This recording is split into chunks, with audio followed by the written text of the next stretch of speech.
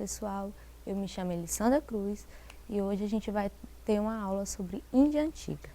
Bom, a civilização indiana é uma das mais antigas do planeta. Há evidências arqueológicas, que elas teriam começado há mais de 75 mil anos atrás.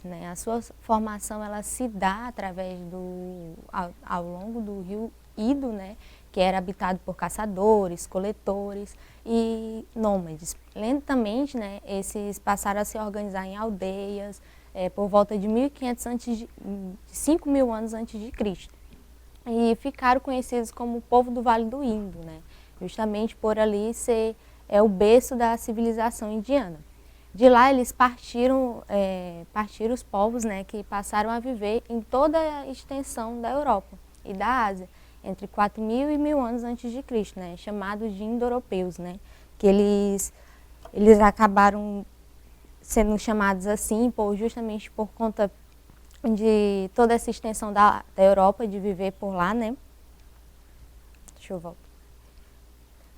Mais ou menos a Índia ela está localizada, aí é um pouco da localização indiana, a gente pode ver muito bem no mapa.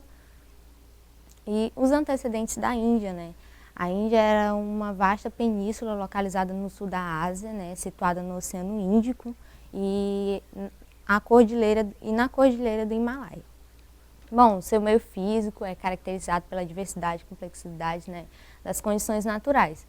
Dentre os rios, eles se destacam o rio Indo e o Ganges, de importância econômica e o berço dos principais habitantes da Índia, justamente esse rio ele era considerado um rio sagrado, o rio Ganges era considerado sagrado e suas águas são utilizadas para a purificação, Os drávidas de origem desconhecida habitavam a região, e formavam uma poderosa civilização urbana, e que remonta a 4.000 anos antes de Cristo.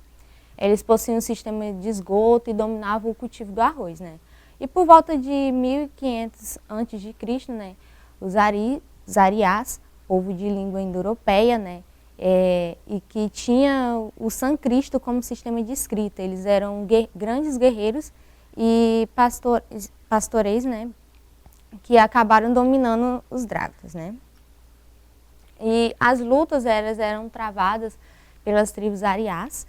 São descritas, essas lutas, elas são descritas num poema Ramayana.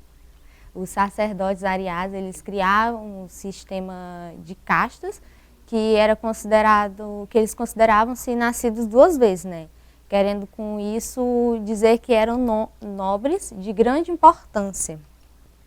E os arqueólogos, eles acabam afirmando que havia uma evidência de uma metrópole que obrigava cerca de 80 mil pessoas que usavam tijolo cozido, que abrigavam cerca de 80 mil pessoas, e pessoas que utilizavam tijolo cozido em seus edifícios, Então eles eram povos bem avançados.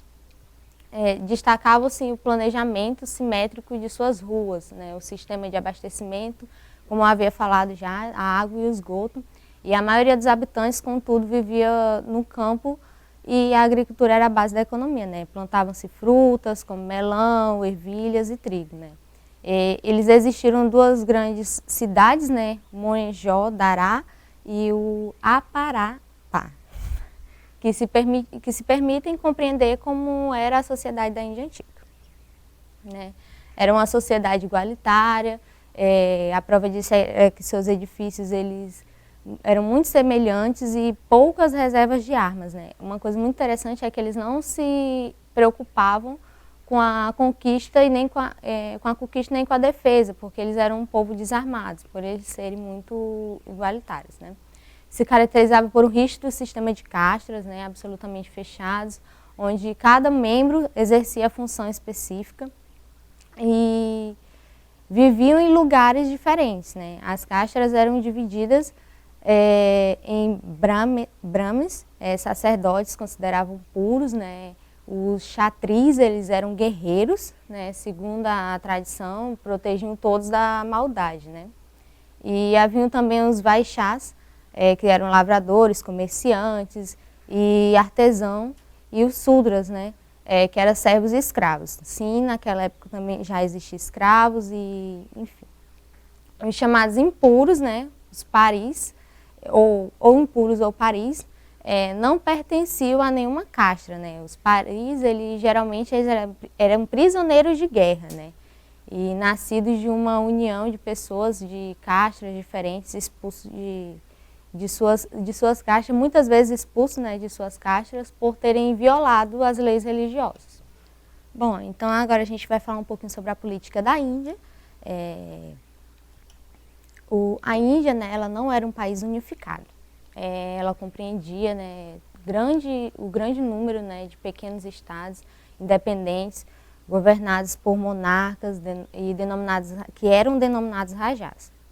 Né? O Chandragupta, ele inicia o processo de unificação, né, da Índia através da conquista de inúmeros territórios, né?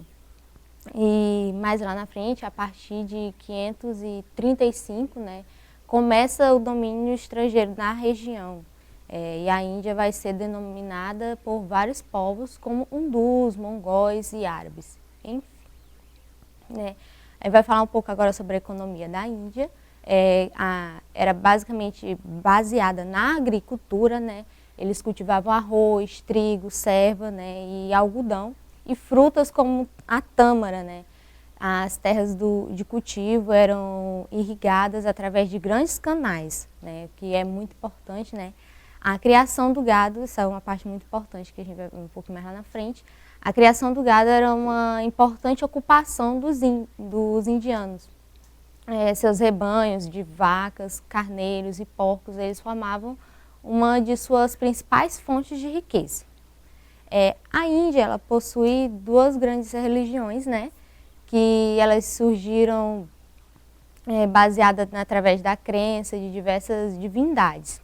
Muitas delas existem até hoje, né, e seguidas por milhões de pessoas, né. A religião, né, era uma grande importância na vida dos indianos e tinha uma influência em diversas sociedades.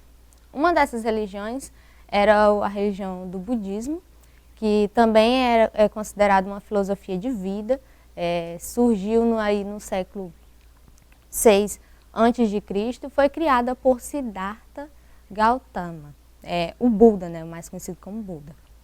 A doutrina central do budismo ela é baseada em 4 nobres verdades, né?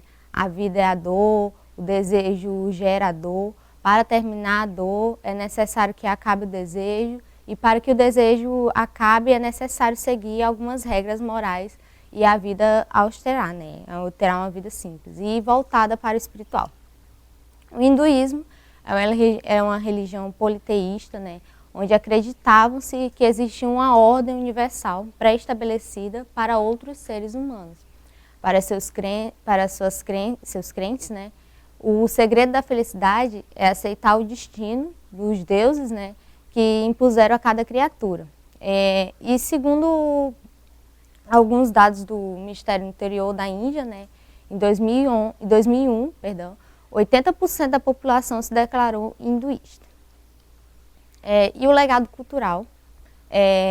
A Índia ela trouxe para a gente, né, vários legados.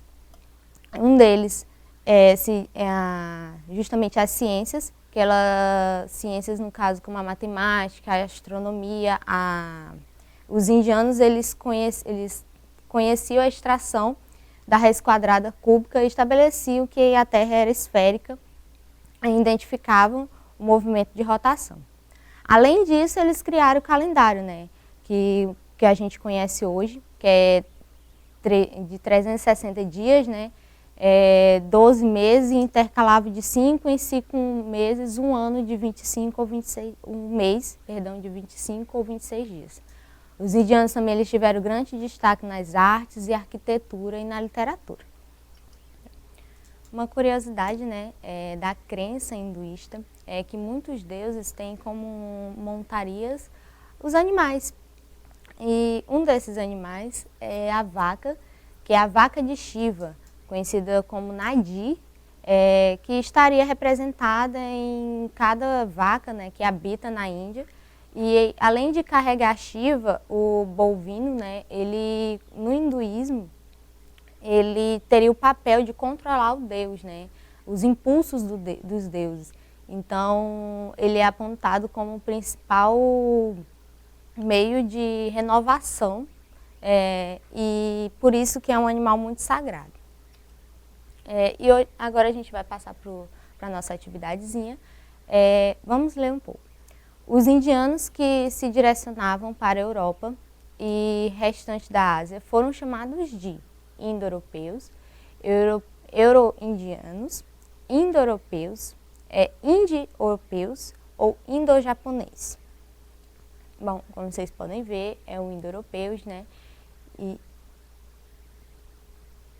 E ficamos por aqui.